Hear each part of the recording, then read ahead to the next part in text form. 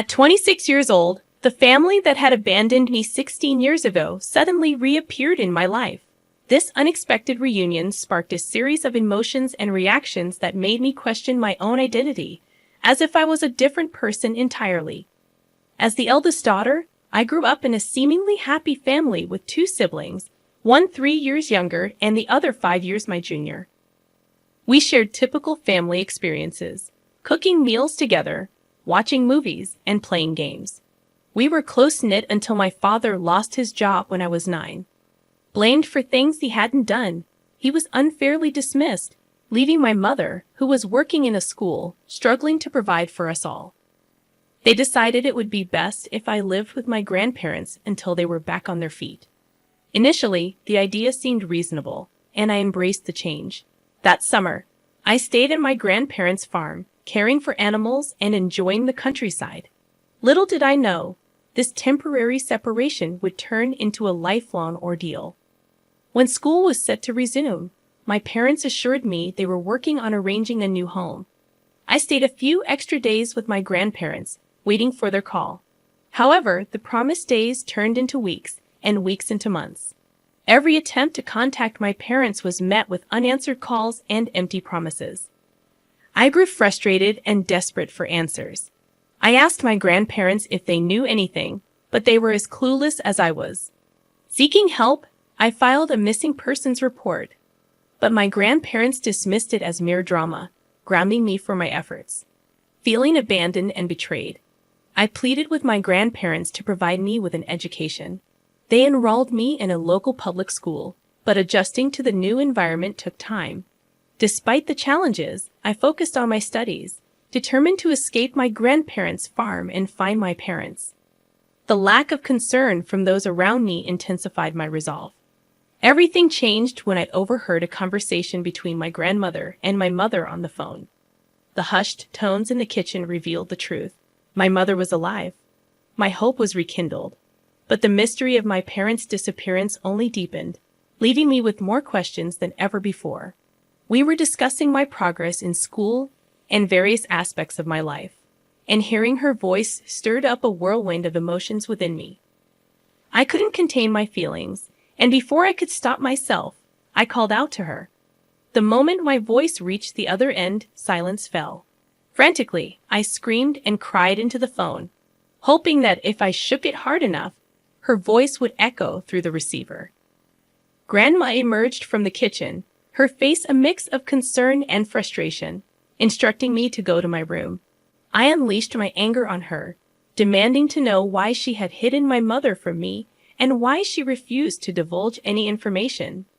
Despite my pleas, Grandma remained steadfast in her silence, leaving me to accept the painful reality that my parents had essentially abandoned me. Shortly after that heartbreaking phone call, my grandparents sent me to live with a distant aunt, a 5-hour drive away from their farm. I often wondered why my parents had chosen to send me away, but I never received a satisfactory answer. My aunt, my mother's cousin, turned out to be a compassionate and understanding soul. She embraced me with open arms, and when I questioned her about my parents, she admitted she didn't have any answers. Her sincerity was palpable, and I chose to believe her. From the moment I moved in with my aunt at the age of 13, she became my rock. Whenever I struggled with my emotions, she was there to guide me, offering solace and understanding. She even encouraged me to seek therapy, a decision that initially left me hesitant but eventually proved immensely beneficial. My aunt validated my feelings, something my grandparents had never done, and provided the support I desperately needed. By the time I finished high school, my aunt had become the most significant person in my life, filling the void left by my absent parents. She supported me through my journey to becoming a veterinary doctor, following in her footsteps. At 21, I approached her with adoption papers, wanting her to be my legal parent. With her wholehearted agreement, I finally found the stability and love I had craved for so long. Having completed my degree, I now work as an intern in a hospital, striving to gain valuable experience. My career path has led me to move into a new apartment, away from the familiarity of my aunt's home. Despite the physical distance, I still visit her whenever I can. 2 days ago, on my day off, I was relaxing at home when the doorbell rang. Anticipating a delivery, I opened the door only to find my estranged family standing there, my mom, dad, and youngest brother. They appeared both unfamiliar and yet hauntingly recognizable. Stunned into silence, I couldn't find the words to express my emotions. They handed me an envelope containing a letter from my grandparents. According to the letter, I had allegedly run away from their home, refusing to maintain contact, causing them immense emotional distress. They demanded I pay for my brother's education, leveraging my newfound status as a doctor, threatening legal action if I refused. The situation made no sense to me. How could I be blamed for running away when I had been sent away by my grandparents? Why should I be financially responsible for my brother's education when I had no say in the matter? The demands felt unjust, leaving me bewildered and conflicted about how to respond. Why should I care about people who abandoned me for 16 years? With a head full of unanswered questions, I staunchly refused to help them, insisting they leave my premises. When they persisted, I called the cops. They claimed to be my parents, but I stood my ground, stating that legally, I was my aunt's daughter and provided her name. The authorities contacted her, and she confirmed my status, resulting in my family receiving a warning about trespassing and harassment. Since then, I've been bombarded with hurtful messages on social media from accounts owned by my family, labeling me as heartless. I confided in my aunt about everything, and although she understood my actions, she questioned whether I did the right thing. In the midst of this turmoil, my parents showed up at my workplace, causing a scene. Hospital security intervened, calling the police and escorting them off the premises. I couldn't fathom why my family, absent for so long, suddenly wanted to be a part of my life. The emotional toll weighed heavily on me. My therapist suggested talking to them, but I resisted. Eventually, I agreed to meet them in the presence of my aunt. Their explanation was disheartening. They sent me to my grandparents due to financial struggles, thinking it would be easier with one less mouth to feed. When circumstances improved, they couldn't afford to bring me back. Now, with their savings depleted, they wanted me to support them and pay for my brother's needs. They admitted fabricating the threat of legal action, hoping to guilt me into compliance. Each word shattered my heart, but I stood firm. I reminded them of my legal detachment and threatened legal action if they ever bothered me again at home or work. Despite their pleas for forgiveness, I walked away, my heart hardened against them.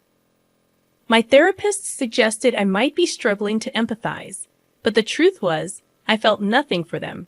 If I could, I'd erase them from my memory without a second thought. Since my last update, my family has ceased reaching out to me. On the other hand, I have completed my internship, and I am considering another residency program before I sit for the NAVLE. I hold on to hope that my future will be all right. Sometimes I won't deny it. I wish I had a better relationship with my parents. Nevertheless, I am content with having my aunt as my sole parent. She proves to be a far superior mother than the other one I know. They abandoned you, lied to you, and left you with your grandparents. You owe them nothing. You are only giving them what they gave you. They abandoned you. I don't understand why they thought you wouldn't do the same. My sister-in-law, a 26-year-old woman, and I, a 29-year-old woman, have always had a complicated relationship. I thought she had matured enough to leave me alone, but apparently she couldn't resist causing drama. Our issues started when I began dating my husband. We met while he was helping her move. We struck up a conversation at a local bar and have been together ever since. Despite our happiness, my sister-in-law never liked me. She once told me her brother never gets serious with anyone, so I shouldn't get my hopes up. I mentally prepared for heartbreak, even though I really liked her brother. However, 6 years later, we are still going strong, and he is undoubtedly my favorite person in the world. The rest of his family, including my mother-in-law, father-in-law, and every other family member I've met, have been nothing but nice to me. So it baffles me why my sister-in-law seems to hate me so much. 2 years ago, during our wedding, she created a huge fuss. I didn't want her as my bridesmaid due to her consistent cold and condescending behavior towards me. However, she threw a tantrum and tried to emotionally manipulate my husband against me. To avoid more drama, I made her a bridesmaid. Yet she showed up in a white floral dress, angering everyone. My in-laws forced her to change, threatening to exclude her from family events if she didn't comply. She apologized afterward, and I thought she had moved past her immature behavior. Clearly, I was wrong. Things took a turn when I found out I was pregnant with my first child. I was thrilled and couldn't wait to share the news. While everyone else was excited, my sister-in-law's behavior was different. She didn't seem happy for us and consistently managed to make the moment about herself. During a family event, we announced our pregnancy, and she quickly diverted the conversation to her own experiences as a single mother, emphasizing how difficult it was for her to go through pregnancy alone and suggesting that I was lucky. As my due date approached, my sister-in-law offered to host a baby shower for me. Initially, I was grateful and excited about the celebration with my family and friends.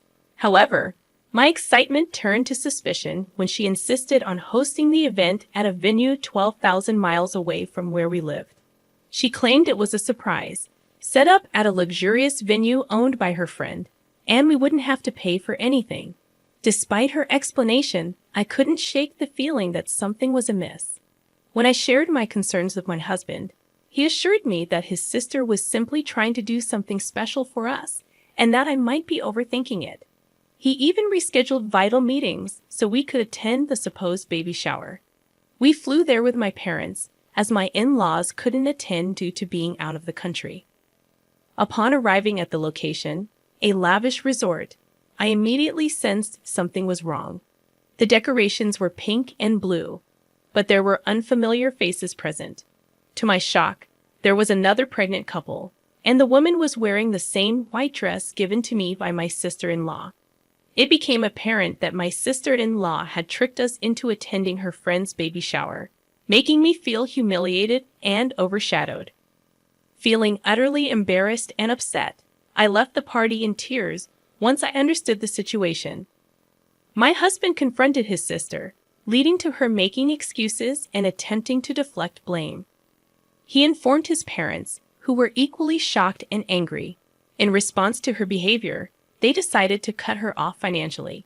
They had been supporting her financially for years, but after her actions, they withdrew their financial aid and decided she should fend for herself. They even warned her not to show up until she learned to act responsibly. Although my sister-in-law blames me for her misfortune, I maintain that I didn't ask my in-laws to take any action. This was entirely her own doing. While she tries to manipulate me, portraying herself as a single mom, I can't help but believe she deserves the consequences of her actions. Despite her attempts to guilt-trip me, I stand firm in my belief that she brought this upon herself. My sister-in-law is by no means destitute. She won't be left penniless with her son due to this situation. She just needs to adjust her lifestyle and figure out how to manage her boutique independently. Moreover, if my in-laws genuinely believed their grandchild was in jeopardy, they would step in. I'm confident they won't hold a grudge for long. Although they might not fund her boutique, they'll likely assist her with general expenses once she acknowledges her error and apologizes to me, rather than attacking me for her perceived misfortunes.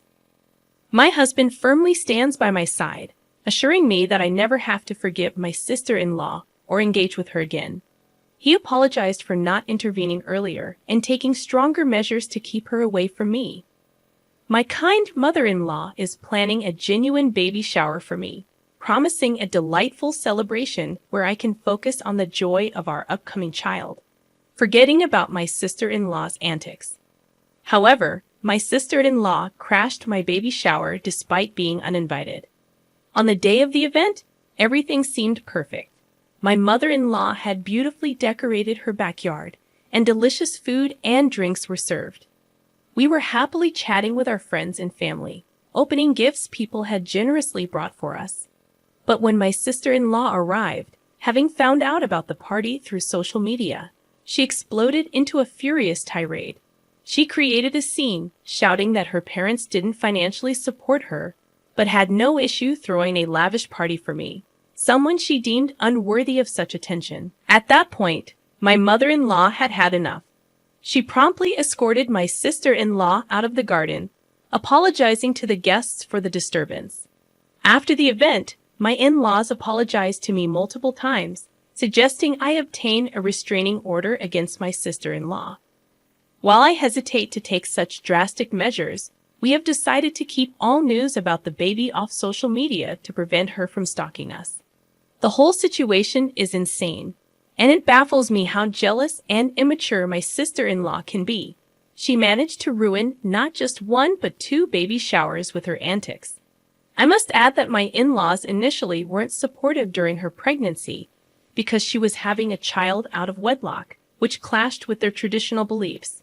They did come around after the baby was born, but it appears my sister-in-law still harbors resentment. I haven't heard from her since the baby shower, and my in-laws have expressed their intention to cut her off permanently due to her embarrassing behavior in front of so many people. Frankly, I've reached a point where I don't care anymore. I just want this ordeal to be over so I can focus on myself and my baby. It's astonishing how entitled and childish she can be, sabotaging such a beautiful event. She disrespected not only me but also her friend, showcasing her true colors as a deeply flawed and immature individual. I don't intend to waste another thought on her.